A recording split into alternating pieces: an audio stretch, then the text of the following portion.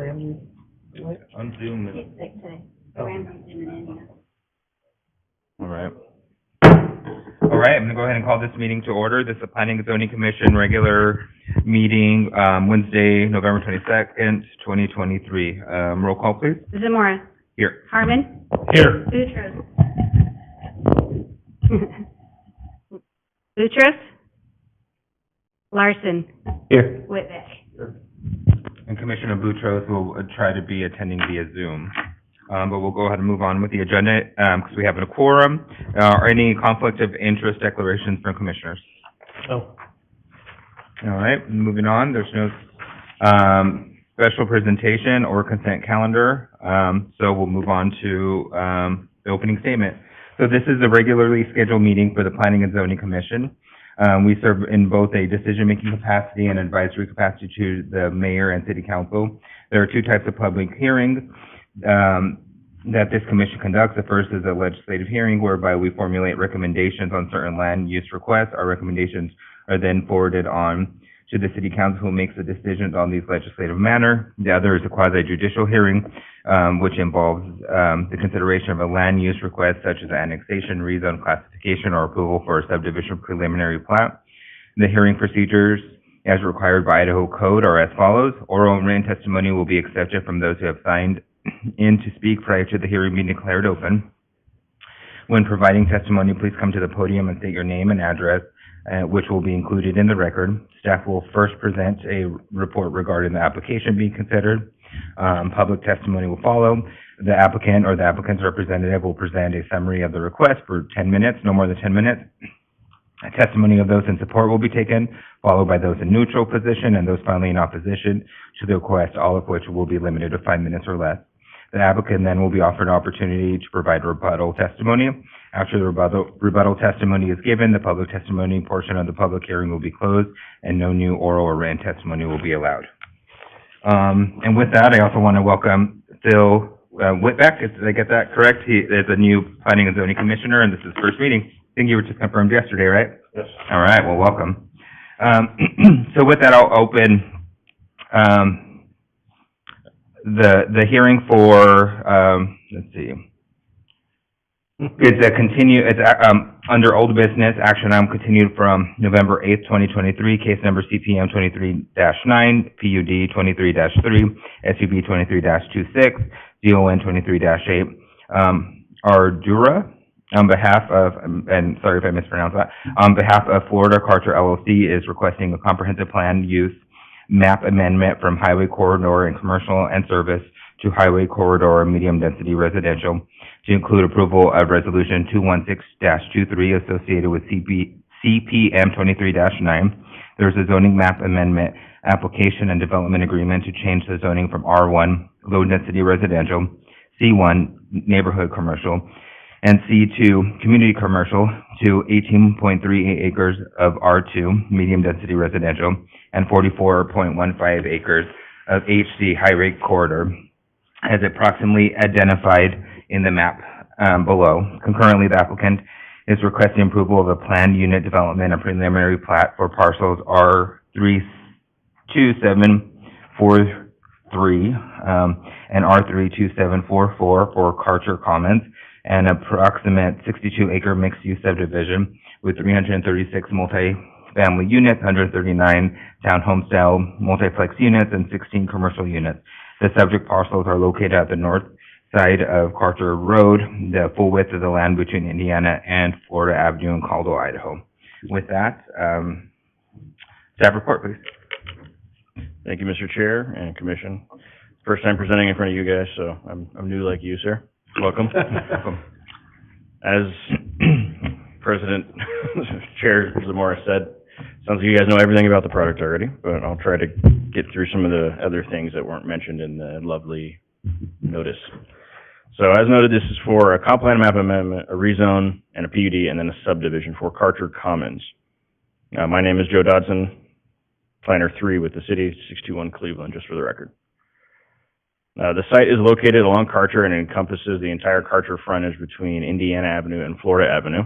It's approximately 62.5 acres, and again, has frontage along both, or all three roads of Indiana, Karcher, and Florida. The site is currently surrounded by a number of existing uses. To the north are existing single-family homes and a storage facility, as well as some vacant land that has an approval for single-family homes. I believe that an extension of the Cedar Springs or Cedar subdivision, some form of townhome subdivision. To the east and west are vacant ag parcels, and then there are planned commercial and residential uses to the south of the site. And this half of this site, or if not the whole site, was previously annexed and had a plan in 2006 as Sawgrass Village. It was for a mixed-use development. It had single-family and storage units to the north and commercial parcels on the east half of this project. The existing storage facility and the single-family to the north are part of that has been constructed. This is now proposed to be a new project. We'll go to the next one. The applications before you tonight are for a comp plan map amendment from highway corridor and commercial service to highway corridor and medium density residential. The medium density residential being shown in yellow, and the brown area is the highway corridor. In addition, there is a request to rezone from C1, C2, and R1 to the highway corridor and R2 districts. In addition, there's a mixed-use PUD as noted with a preliminary plat. For the rezone from the commercial districts in R1 to R2 and HC, I'd like to note that the highway corridor purpose is to create the zoning district. Its purpose is to preserve and enhance key areas along highway corridor, which are highly visible or transitional in nature by developing and maintaining and expanding. Developing, maintaining, and expanding highway-oriented commercial uses, limited light industrial uses, educational uses, offices, and high-density residential along these corridors. Therefore, staff does find that this proposed rezone the proposed development with the rezone is consistent with the other highway corridor and community commercial zoning to the east and west, respectively. The proposed zoning of highway corridor and R2 should act as an appropriate transition from Karcher State Highway 55, that corridor, to the existing low density to the north. The proposed map amendment from commercial to highway corridor and medium density residential is also consistent with the rezone and vice versa. Further, staff does find that this request is consistent with the intent of the comp plan, as there is already existing highway corridor and medium density along Karcher corridor that acts as a transition to the low density residential. On this map, you can see that the bluish color is the proposed medium. The brown and I guess the white, that should have been colored brown, is highway corridor. It's currently commercial, so it's kind of just a shift of some of the existing designations with the addition of the medium density residential transitioning to the low density to the north. Lastly, the proposed residential densities with this project comply with the allowed densities in the comp plan as well as the PUD. Here's just an overview of the actual project. So the actual development plan does include a mixed-use PUD and a preliminary plat to include traditional multifamily, so walk-up multifamily, some multiplexes of both 2- and 3-story heights, and a number of commercial lots at that northeast corner of Karcher and Indiana. There, again, note that the commercial uses are not yet known, but they are planning and have specific layouts provided on the site plan for future commercial. The multiplexes and multifamily are are specially permitted land uses within the requested. That's not true. I apologize. The applicant is proposing development consisting of 532 total lots, total units. 196 of those are multiplex units in the north and center in the R2. 336 multifamily units are proposed along the east, as noted in the blue with the multifamily. And then the remaining is the commercial. So to break that down in acreage, the multiplexes are on approximately 18.4 acres. The multifamily is approximately on 20 acres. The commercial is on 24. The proposed amenities appear to be in each area of the residential, which should help provide more equitable access to those recreation spaces to provide better opportunity for recreation by all residents. It is important to note that approximately 30% of the site consists of non-permitted uses in the highway corridor zone, which is the multifamily. Despite being specifically listed in that purpose statement for highway corridor, that use is not actually listed as a permitted use. 30% of the site is actually specially permitted as well, which is the multiplexes and the proposed R2. And through this PUD process, code allows for these, I guess, flexibilities to be requested through the PUD process. So in total, it's about 60% of specially or non-permitted uses proposed through the PUD. Obviously, the commercial will be principally permitted in the highway corridor zone. Staff has analyzed this project against code, comp plan, et cetera, and does find that it is in compliance with all of those, especially when all of the conditions of approval have been met.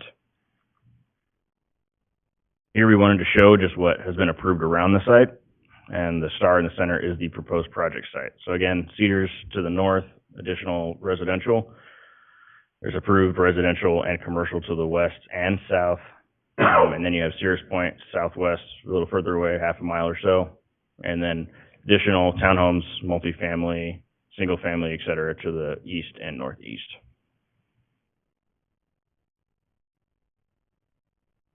Valley View School District did respond, noted that additional schools in the area would be due because of the development pace out here, and it would require another bond. ITD also provided comments as of today, officially. It should be a late exhibit in your packet. It was in response to the latest TIS that was provided by the applicant. If you guys have specific TIS questions, I'd probably leave that to the applicant's engineer to answer. But in general, both staff engineering and ITD have agreed upon the proposed mitigation and the recommended mitigation within that TIS. There was one public comment about the project prior to this meeting, and that was just opposition, noting safety issues, traffic, as well as potential noise with the addition of this many residential units. As noted through the PUD, they are requesting that 62% of the overall site be permitted and specially permitted uses. In addition, they are proposing certain, I guess, deviations from the standard code for the setbacks, which is, again, part of the PUD process. Front be 11 feet and 18 feet. I won't read all those for you, guys can read. But the 0 foot noted on the interior side is something that was a miss by staff on our side, as well as the applicant as we were reviewing all of this. There are a few lots in the center of the development, which you can kind of see, and oh, no, you can't. Right underneath the townhome style plex buildings, literally the word, there's a lot line that crosses through these 8 plexes. And so they just want to make sure that we're covered and allow that 0 foot setback within that area. So staff has no issue with that because it's shown on the plat. These are the site-specific conditions, which does include the underline and the interior side yard. Staff would like to specifically call out that we are requesting an updated landscape plan prior to council that shows a pathway along the Phyllis Canal that's within the multifamily area, just to make sure that that complies with our master's pathway plan and will connect to some existing pathways. And as things get developed further to the northwest, it'll have a very nice connection from that corner of Florida and Karcher all the way to the northwest.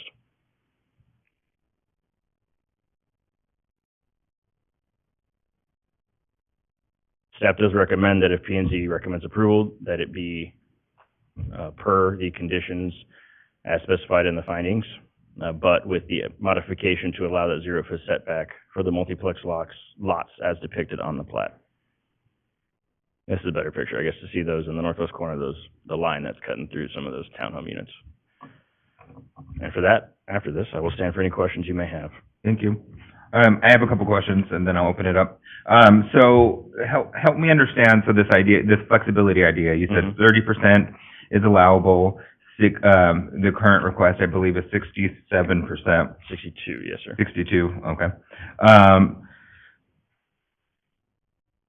So can you just talk about that a little bit more? That was one of the questions I had in reading the docket. Yeah, so it's a current provision within the PUD code that says that only 30% of the uses are supposed to be specially or non-permitted. Caldwell, from my understanding, has never held that standard for the specially permitted, but only non-permitted uses. So that's why we're saying, hey, through context, through history, through everything that we have done, we've allowed the non-permitted uses to get up to about 30% through the PUD process. And then the specially permitted, there was no discussion or review on that. So recent readings of this, we're saying like, okay, this is something that I'm probably going to propose to change through the PUD code as I revamp that altogether in the coming months.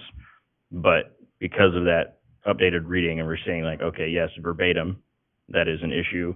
We're just requesting that through the PUD process, we just go ahead and waive that 30% so that they can have the specially permitted multifamily units in the R2, and then the multifamily that's not permitted in the highway corridor be allowed to occur. So is that 62% of the entire project? Yes, Okay. site area. And will you, you talked about density, will you, and you said it was allowable, will you give me the numbers for that? Sure. So overall, in the R2 zone, the townhome lots is 10.7 units per acre. And in the highway corridor, it is, so the multifamily, actual traditional multifamily is 16.6 units per acre. The R2 through the PUD process can go up to 12, so they're underneath that. Highway corridor is, there's really not a maximum, but I think somewhere in there it says no more than 40. So they're, with 16.6, they're definitely under that as well. Yeah, thank you. Any questions from other commissioners?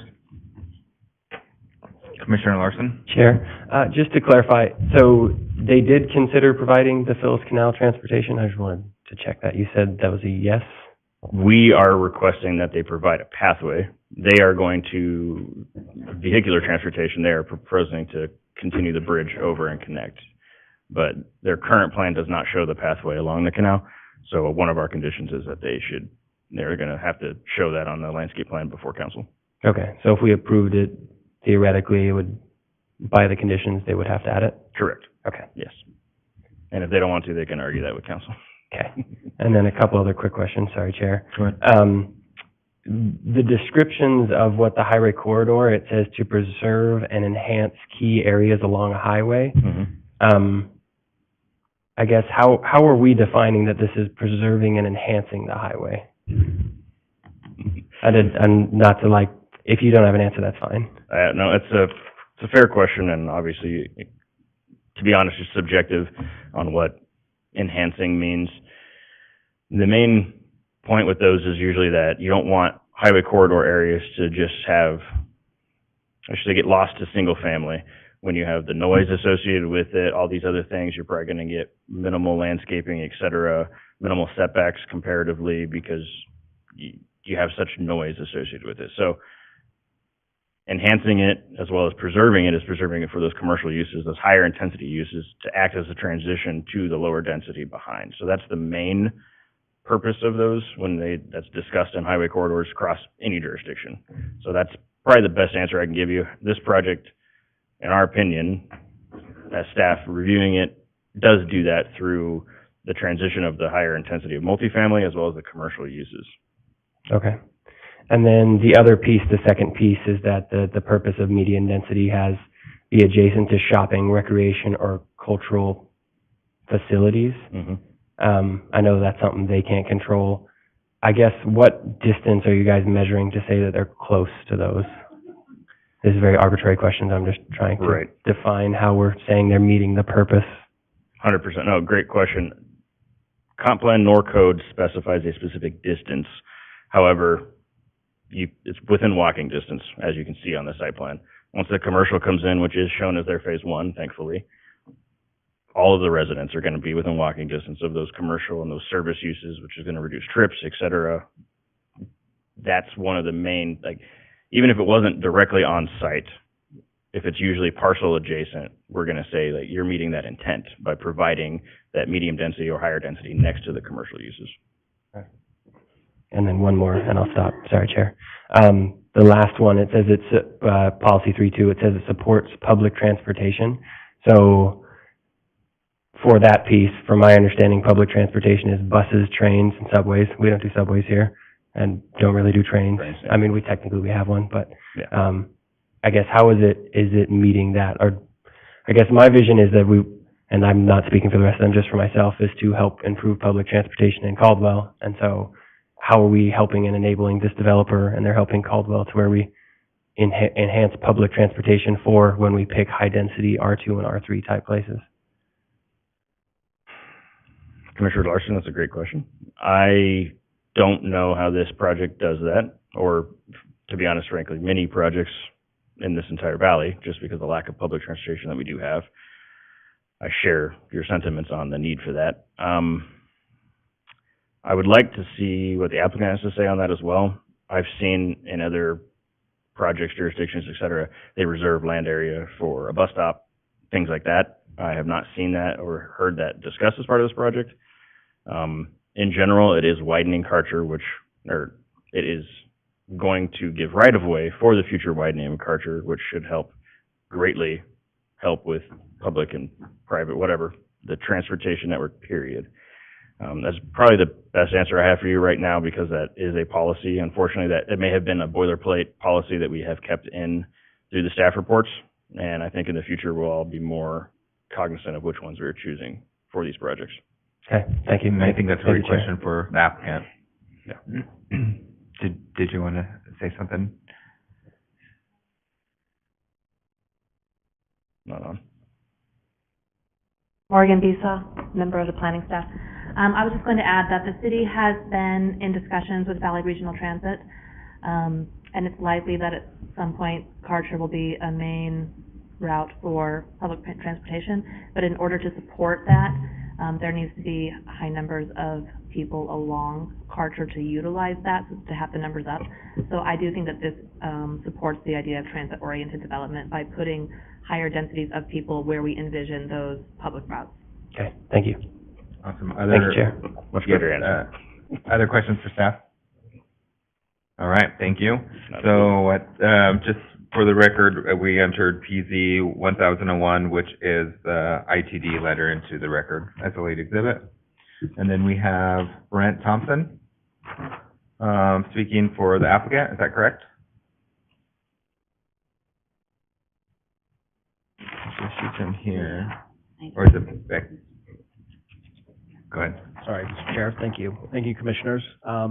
Wasn't planning on speaking. It was just putting my name Oh, forward. I'm sorry. Doing a quick introduction. I am one of the owners of the property, and we're super excited about the project. Will you say your name and address into the record, please? Brent Thompson, 7068 Founder Street, Eagle, Idaho. Thank you. Yep. We're just really excited. We've taken a lot of time and consideration in planning, worked a lot with the planning staff, and I've met also with Stephen Jenkins and with economic development, and been working with them, just trying to find ways we can get some really great commercial property there, and doing so with the density that we have. We've got a really great apartment developer that wants to be at the site. They're a national group that's called Thompson Thrift. No relation to my last name, but they're a wonderful group out of Indianapolis. They're in Colorado Springs and throughout, I'm not sure how many states, probably 30 or so. But they really love this site. They've been working hand in hand with us. They build a really high quality product. So we're excited about that. We're working with a couple different grocers that want to remain confidential at this point. And then the other is a big box that we hope to land in some future date. But biggest concern is talking to Mr. Jenkins is the leakage that happens from Caldwell over to Nampa, and helping to, bring that here to Caldwell. And we do feel that it's great for transportation that's walkable. We plan to have some great restaurants, things like that we can have an exciting place for people to live and not have to venture out, clear out to Nampa to go get something to eat and so forth. But anyway, if you have any questions, great. Any questions? For Mr. Thompson, thank you. So Becky, were you going to speak on behalf of the project? Sorry, the names listed here were out of order.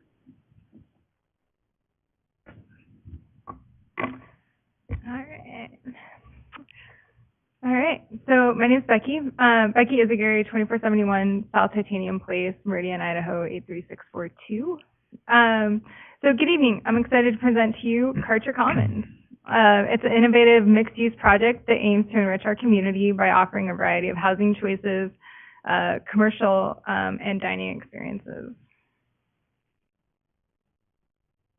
The site is located north of Highway 55 between Indiana and Florida Avenue. The proposed project is strategically positioned amidst a variety of upcoming developments including single-family, multifamily, and commercial retail spaces. It's designed to seamlessly integrate with both current and recently approved developments in the area. In fact, we've already started working with the developer to the north to ensure the development is compatible and will continue to do so.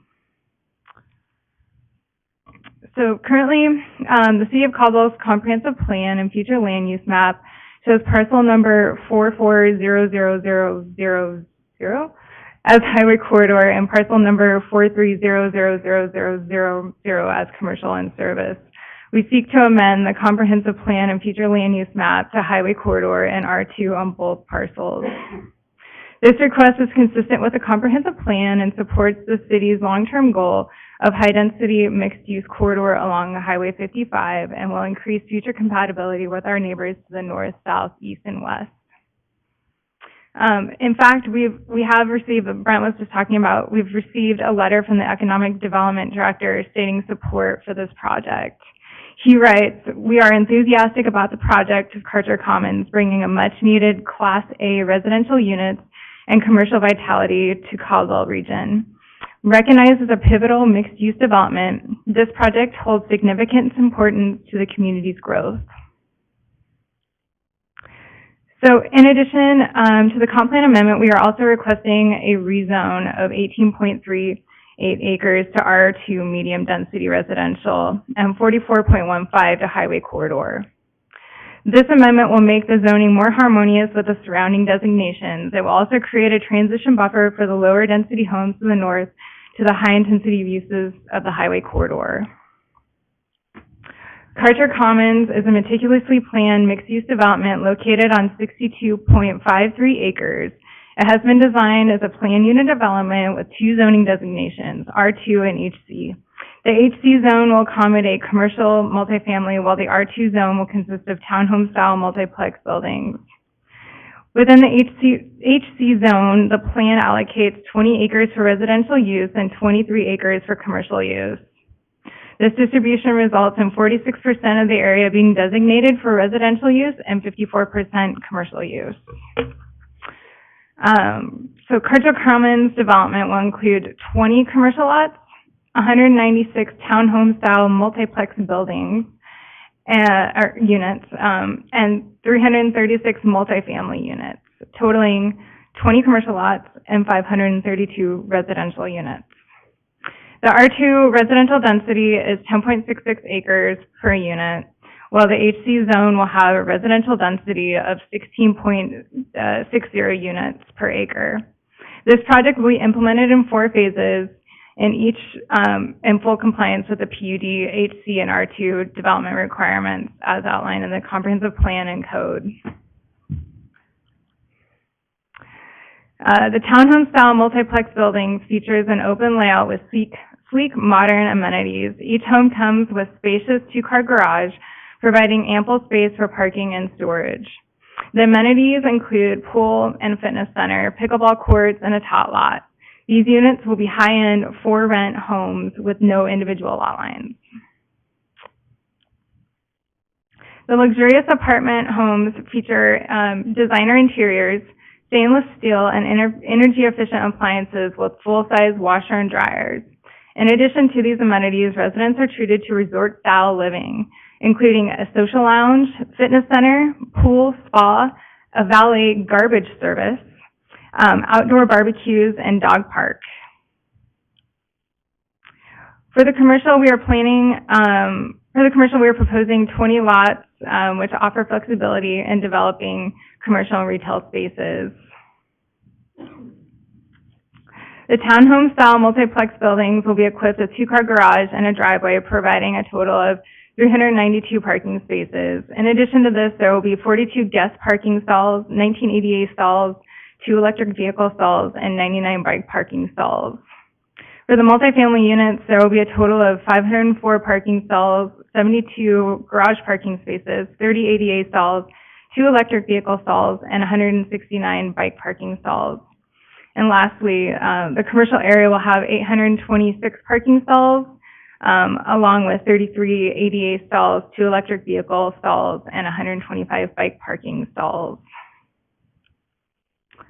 So this project will have 3 main points of entry and will construct 3 public streets, 2 roundabouts. Roadway improvements will be on Indiana Avenue, Florida Avenue, Sawgrass, and Highway 55. We will construct a roundabout at the intersection of Indiana and Lower Mesa Drive and the intersection of Sawgrass and Tuckness Way. We will also construct a southbound left turn lane on Indiana and a southbound right turn lane on Florida at the intersection of Highway 55. A northbound right-hand turn lane on Indiana at the proposed approach will be right in, right out only. So Karcher Commons aligns with the Caldwell's Plan Unit Development and Landscape Ordinances, aiming for a vibrant design. It allocates 6.75 acres or 10.8% for open space. There's an additional 22.38 acres of usable open space, but that can't be counted due to code restrictions, but it is there. This development features a variety of amenities, including a pathway along the Phyllis Canal, and we will extend that through that multifamily development. So yeah, we just haven't updated it. We'll update it at council, but we will extend that pathway. We'll also include a tot lot, micro paths throughout, creating connectivity throughout the development, 2 fitness centers, 2 pools, a dog park, outdoor barbecues, pickleball courts, and detached sidewalks throughout. So as you can see here, we're requesting the following deviations for the R2 development. We are also asking for the ability to exceed the maximum 30% of non-specialty permitted uses to accommodate the townhome-style multiplex buildings and the proposed multifamily luxury apartments in the highway corridor. Per city code, both townhome-style multiplex buildings and luxury apartments are specially permitted uses, putting us over the 30%. Based on staff's recommendation, we are asking for an adjustment to 62% of specialty permitted uses to accommodate the proposed development. We've identified certain discrepancies within the comprehensive plan and city code that help justify this request. Given that both the comprehensive plan and certain sections of the code advocate for high-density residential developments in the highway corridor, we believe our request for 62% of specialty permitted uses is reasonable, and we ask that you kindly approve this request. So overall, Karcher Commons demonstrates a commitment to thoughtful planning through collaboration with the City of Caldwell and adherence to the comprehensive plan and city code.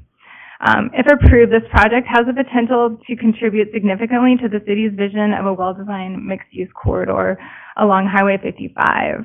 Providing quality housing options, commercial spaces, and desirable living environments for residents. I can answer any questions. Thank you. Thanks. Questions from commissioners? I have a couple questions, Chair. The first question is, how did you pick the housing types? Yeah, I mean, that's kind of more of a question for the developer. I can have him come up here and answer that question if you Okay, like. I guess one more for you then. Sure. Is there any bike lanes outside of here that go along past to go down to the park on Mallard? Are there, I don't know that there are or not, but is your improvements improved bike lanes along Karcher? Along Karcher. So, I mean, that's an ITD plan, so we're kind of bound to ITD, Okay. and their plans. And I believe, Rob, do you know if there's, so there is a 10-foot pathway, on both sides of the road there. So, yes, there's adequate room. And there will be, and there will be connectivity throughout the development too. Okay. Yeah. And then the Valley View School Board requested donations. Did you guys decide to yes or no on that? So we because we were doing significant improvements, and the bond that just passed, we feel like we're not going to at this time. That's fine. I just want to clarify. Yeah. That's cool. Okay, I think that's it. Just the housing. All right, questions? Commissioner I Harmon? just have one, and this might be more to Rob. In ITD's plans to widen Karcher, is Florida getting a stoplight? Commissioner Harmon, Florida does not get a stoplight. Florida will become a controlled intersection that will be considered an R cut, which is basically means at Florida, getting on a Karcher, you can make a right in, a right out, or off Karcher, you can make a left in, but you will not be able to go through across Karcher on Florida, and you will not be able to make a left out on Florida. Okay. That's what I thought, but I just wanted to make sure it didn't change with this. Other questions? I have one question. So just with the, and I don't know if this is a staff question for y'all, but with the catch that was noted in the staff report about the 0% setback that wasn't initially identified, does that change the 62% deviation? It doesn't. Okay. It does not, no. Okay. All right, thank you. Okay, and I'll bring the developer up to Oh, answer your okay. question. Okay.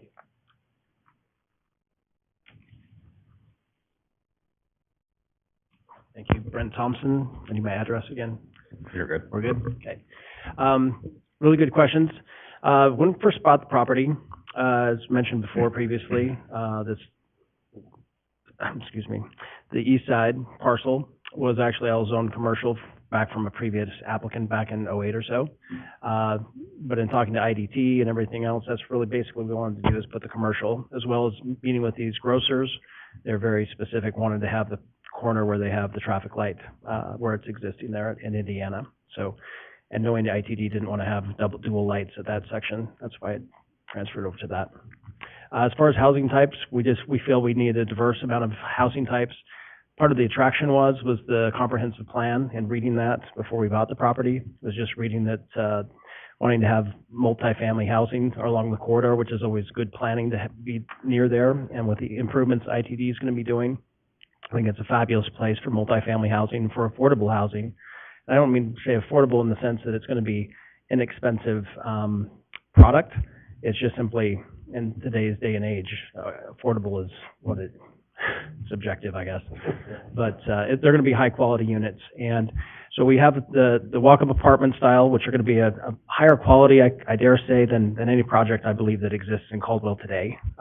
This is and it's nothing negative towards anything other product. This is just a really nice, high-quality product. I've gone to Colorado. I've walked and toured their product. They're fantastic developers. The other product that we have are townhome units that are going to go back there that are essentially going to be just like living in a typical townhome with a garage. So they'll have two-car garages. Which is kind of a product that's kind of lacking in the area, I believe. And we believe that it's phenomenal just to be able to have all that together with all the commercial and reduce traffic. I think it's fabulous to be adding these roundabouts there on Indiana, and being able to, how Ardura has worked hand in hand with ITD. We've worked very well with the accesses and everything else. We're very happy with how everything's turned out. But this has been a 3-year process to get here tonight. So it's not something that's just kind of been thrown together in the last couple months. Mm-hmm. So, Thank you. any other questions? Or No, thank you. thank you. I appreciate your time on Thanksgiving Eve. So thank you. Thank you. I also have Zane Craddock. Would you like to speak? Name and address, please. Zane Craddock, 332 North Broadmoor Way, Nampa, Idaho. I'm just the engineer on this project, so if you had engineering-related questions, I was here to answer questions. But if you don't, that's great with me too. Thank you. Any questions? All right. Becky, do you want to say anything? Becky, to close this out? Okay. All right.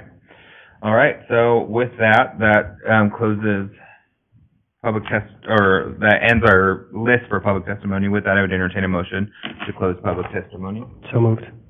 The motion for Commissioner Larson, and a second for Commissioner Harmon. All those in favor say aye. Aye. All those opposed? All right. So now it's the time for us to deliberate. Thoughts from commissioners? It actually looks like a decent project. Yeah, I think it looks great. I think the pools are very appealing to me, to add the pools, since ours is still being built and the pickleball courts are nice. So I feel like it's a good job to kind of keep the families in, or anyone who lives in those neighborhoods, so that their neighborhoods are nice. So I think it's a good development. I think some commercials needed right there. Yeah, and I'm very, very much supportive of the commercial. Mm-hmm. I agree with all that sentiment. My concern, though, is just the breadth of this ask of comp plan amendment, rezone. In addition to that, the variance that is allowable from 30 to 62%, so that means only 38% of it is compliant.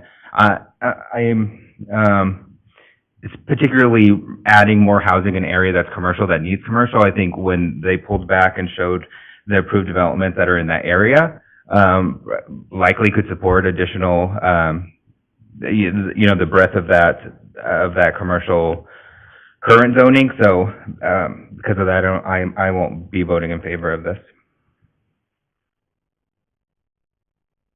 Other thoughts, questions? If not, I would entertain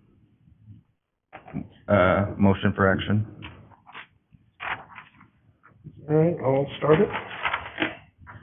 So case number CPM 23-9, PUD 23-3, SUB 23-26, CON 23-8. Based upon the testimony and evidence and record in this matter, and upon the findings of facts and conclusions of law set forth herein, do hereby determine and move as follows. The request for CPM 23-9, a comprehensive plan land use map amendment to include resolution 216-23, ZON 23-8 for a zoning map amendment, and PUD 23-3, and SUB 23-26 for a preliminary plat for Karcher Commons planned unit development. A mixed-use subdivision is recommended for approval, subject to the conditions of approval as presented, with the modification of the zero-foot setback. All right, that was a motion for Commissioner Harmon. Is there a second?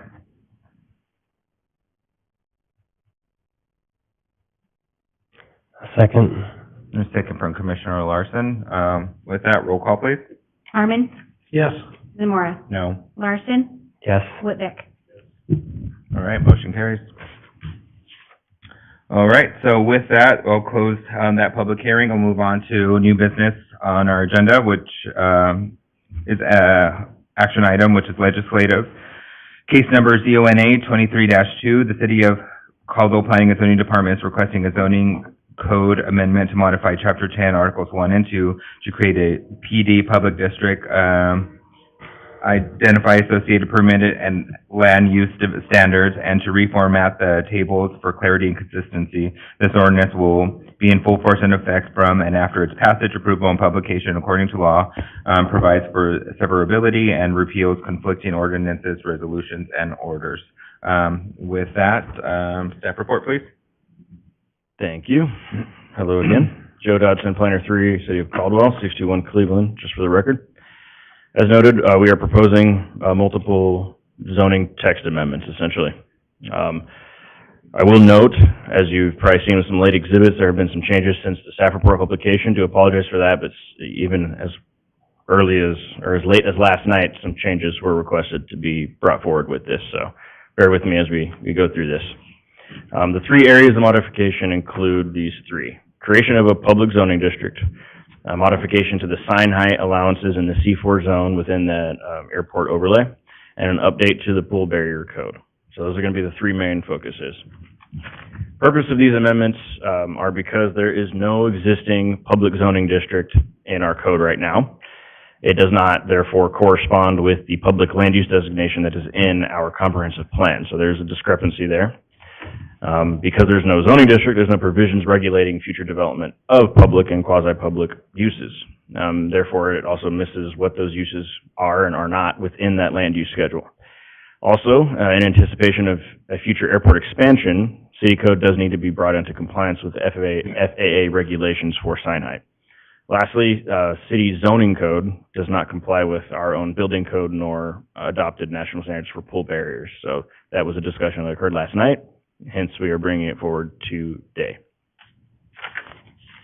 Broadly, the proposed amendments, they respond to feedback from citizens and applicants. We do have a future applicant tonight speak in favor of the public zone change tonight. One of many examples that the lack of a public zone creates unnecessary rezones and comp plan map amendments. We're proposing new text addressing the new zone, including its purpose statement and applicable footnotes throughout code. We're adding the land use and its allowed uses within the schedule, height, setback, and dimension table. We're also modifying footnotes and just formatting throughout that we noticed were just messed up and wrong. There, I think at some point when they had been changed, there were some footnotes that were footnotes and then standards that were underneath the footnotes that weren't really footnotes. It was very complicated, so we're just fixing some of that. And then again, adding additional code provisions for the sign height in the C4 district, and then modifying existing code language for pool barriers. These are those proposed amendments. Specifically, here is the proposed purpose statement for the public district. It's very consistent with what is noted within the comprehensive plan, that, you know, just a purpose for those public uses, schools, county, city, federal buildings, anything like that, that you could imagine as a public or a quasi-public use. Not just parks, but in addition to schools. This came up, I believe, in the last hearing. You guys asked, why is a school zoned R3? Because we don't have a public zone. So that's an example as well. We're updating the land use schedule. I didn't provide it exactly here, but just to reflect this new district and its allowed uses, and again, just to clean up those footnotes. Here's an example of the changes. Specifically, those circled in red, we're adding the PD to the land use table. Also, removing some of the ends, as you can see. It's kind of random, but only in one section we had ends as not permitted. No other part of that has that. We're just taking those out, so it's very clear that if you have a blank box, it's not permitted. And then went down the list of those uses on the far right, under the public zone, about what uses we anticipate will be permitted, especially permitted, et cetera. One note is you can see under Skyway, Skybridge, Skywalk, new use, quote unquote, and then the D, which is known as the director's determination. That's just an anticipation of, honestly, if a public user wanted to utilize a skywalk between two buildings that happen to go over public right-of-way or an alley or something like that. Obviously thinking ahead, which is what us planners are supposed to do. So we're just trying to anticipate any of those. Lastly, the footnote below, footnote 10, as noted, just talking about what those skyways, sky bridges would be subject to.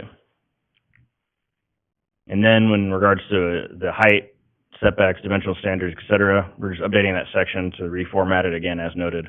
Actual contextual text changes, there are none. We're just adding the district to the table and moving some footnotes around. So again, adding this here matches most of the other commercial districts that have 0 setbacks and maximum height isn't listed, et cetera. And then adding a footnote that is very specific and important to note that uses that are in zones other than the public zone are still going to be allowed to utilize the public zone setbacks, height, and area requirements. Just to make sure, let's say a school wants to expand and they happen to be near a setback line in that R3 zone, at least now they have the opportunity to be like, okay, we don't have to worry about that. We can use the public zone standards and not force them to do an unnecessary rezone at this time, as long as the use isn't changing. Following the staff report, as I noted, those were really what was in the staff report. Following that, there have been some minor modifications.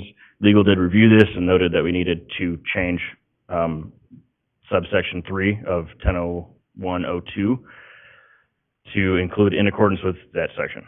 So just to make sure that that's in there.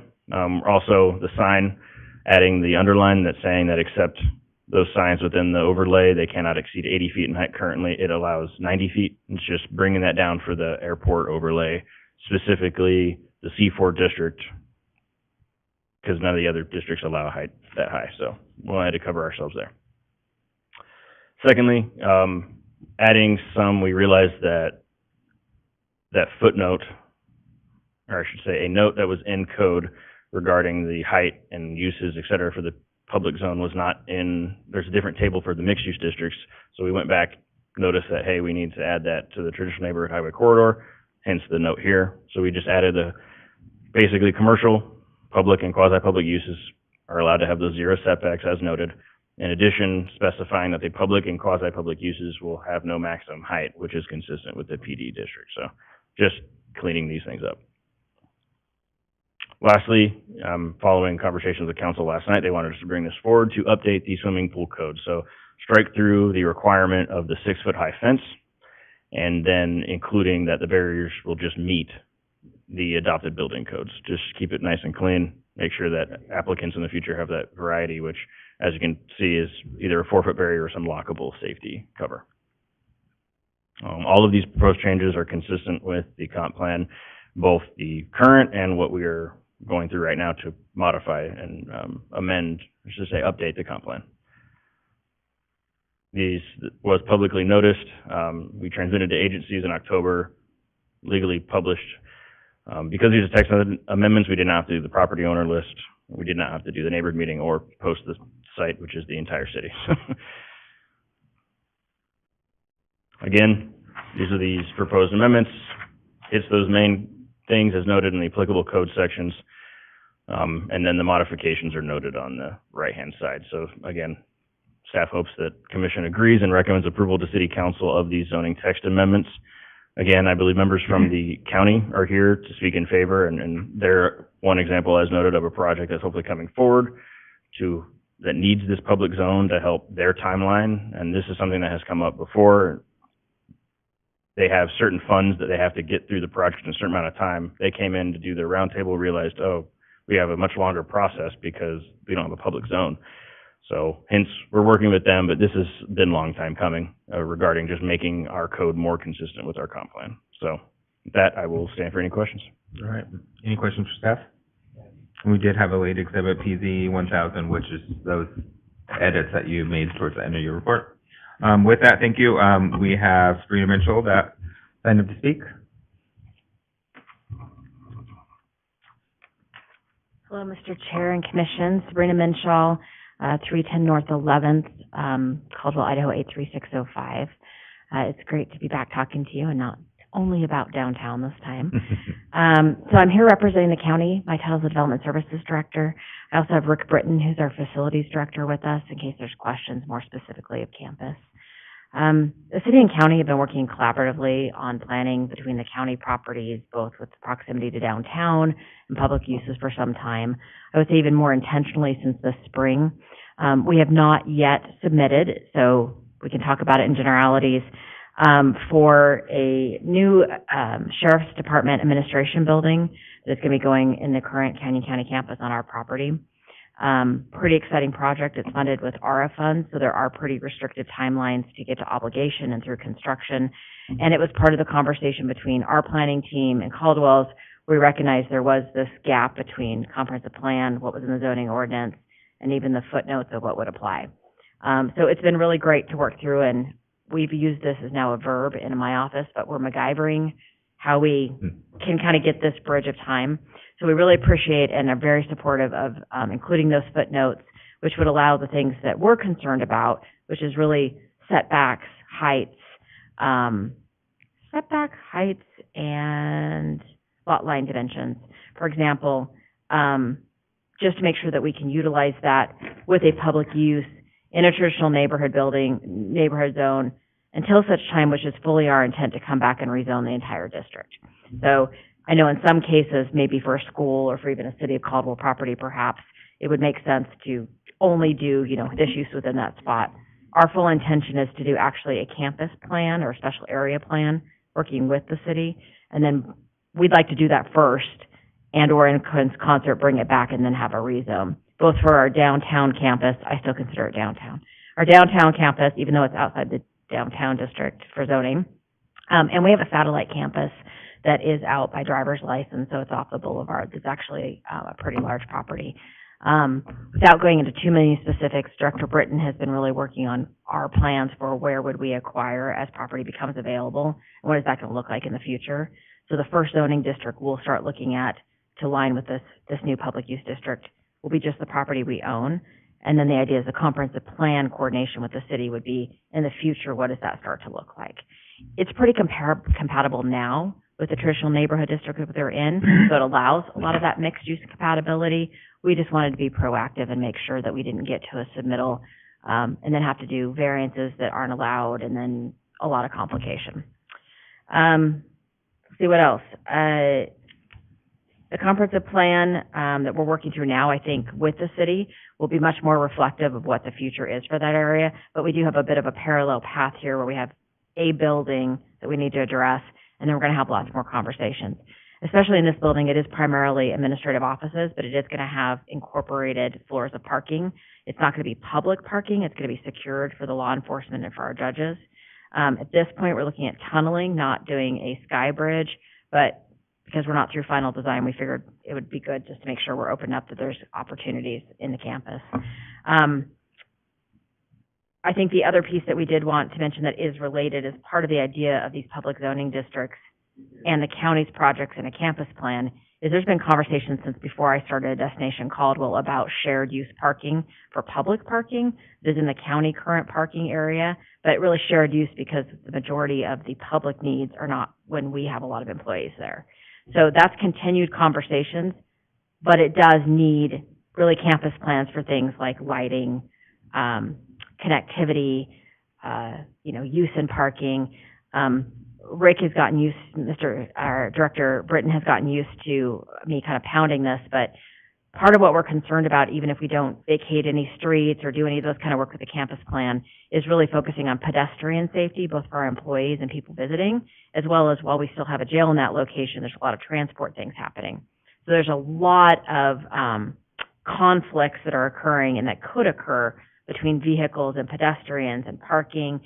And so we're trying to be really proactive with your city to look at that and look at options for whether they include vacations, whether they include how we all use the space.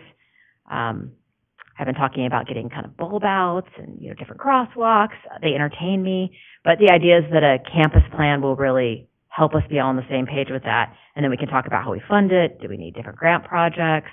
So that's going to be ongoing. But I think it's a byproduct of these efforts, certainly related to a zoning district, but really relating to needing to get on the same page with a plan. So I try to not be too specific since it is a project eventually you will see, but nothing's been submitted. So I'll open it up for questions, and I know I also signed Rick up. So in case you have any questions about kind of overall facilities or how this might play out. Great. We do have an architect on the team already, and the request for qualifications and all that has been approved in contract. So we're really in the place that they can start working with the city. We just didn't want to get ahead of this. Great. Questions for Ms. Minshall? Come on, Mr. Larson, you ask everyone questions. Yeah, it looks like it's gonna be good. Okay. So, I've seen some of the stuff. I can't believe Mr. Harmon's going to be that quiet to me. I am gonna be quiet. That's good. Right. Well, we're very supportive, very appreciative of how fast the team put this together when we all realized there wasn't going to be a easier way to do a rezone when there's nothing to rezone to. So we're going to have to kind of dance through together and keep you all in the updated once we submit of which is coming which. Great. Thank you. Thank you. Thanks. Rick, Britton, would you like to speak? All right. Name and address into the record, please. Rick Britton, 21140 Upper Pleasant Ridge Road, Caldwell, Idaho, 83607. Again, I am the facilities director. One of our main focuses, too, is Sabrina pretty much stated everything that I was going to say. Safety is a big one for us. But the partnership between the city and the county. As I have been a director the last couple of years, that's been one of my main focuses is on working with the city hand in hand, moving forward. I believe with this zoning district and this use just helps us better overall work together in the future. So, you guys have any questions for me on the facility side or safety side of things? Any questions for Mr. Britton? All right, thank you. All right, thanks. All right, any further comments from staff? Seeing none, I would entertain a motion to close public testimony. I'll make a motion. It's a motion from Commissioner Harmon, Second? second from Commissioner Larson. All those in favor say aye. Aye. Any opposed? All right, public testimony is closed. Time to dialogue. I had two things. I didn't, and then you guys can say whether you like them or not, but I feel like the parking garage, I just wanted to clarify if that should be a special use permit. And then the same thing he talked about, but number 3 saying director's administrative determination. And I guess you're referencing the code on that one now, so that one feels better, but that one feels a little loose on who can make a determination. What page are you on? It's Or within the page 272, but it's number 3 under the 10-2-03. Yep. The provisions, the minimal setback yard provisions Oh, maybe. yeah. And so I On just this wanted line. I wanted more from my clarification of who are the director's administrative determinations. There we go. You kind of referenced it a little bit, but I just wasn't fully absorbing what exactly. Right, so the D here, or are you talking about? Yeah, so for here, I was thinking that parking garage should be a special use permit. That was my only question. If you guys think there was other reasons why, I will concede, but I felt like I don't think we're gonna be building 45 parking garages in Idaho or even in Caldwell, so I didn't feel like it should be just a normal use, but that was a thought. And then the other one was just clarification on the director's administrative determination. This portion. Yes. So I guess, who are these directors? Is that anybody? Just from us to know? Fair, no, great questions, Commissioner Larson. So this is, every place I've worked, it's, staff receives it, like me or somebody, one of the planners. We always coordinate with either Morgan, our deputy director, or Robin, our director, and they have the official sign-off. So they won't give us that approval at the staff level to even give approval to the applicant until they've given approval. So at the end of the day, it's the director. Okay, so this is the planning and zoning director is what that is? Correct. Yes. Okay, that's great. Thank you. Yes. All right. I think that's it. Other questions, comments? All right, if not, I would, entertain a motion for action. I'll make a motion. Okay. Case number ZOA 23-2, based upon the testimony and evidence and record in this matter and upon the finding of facts and conclusions of law set forth herein, do hereby determine and move as follows. The request for ZOA 23-2 for a zoning code amendment is recommended, subject to the modifications as presented. And do I need to state the late injuries too? I don't think so. But point of clarification, recommended for approval? Yes. Oh, Okay. sorry. Mhm. Yep. All right, that was a recommendation for approval from Commissioner Harmon. Is there a second? Second. Second with Commissioner Whitbeck. Roll call, please. Harmon. Yes. Zamora. Yes. Larson. Yes. Whitbeck. Yes. All right, motion carries. And so we'll close that public hearing and move to the last action item, which is adjournment. So I would entertain a motion to adjourn. So moved. Commissioner Larson moved. Second. Second for Commissioner Harmon. All those in favor say aye. Aye. All right, meeting adjourned.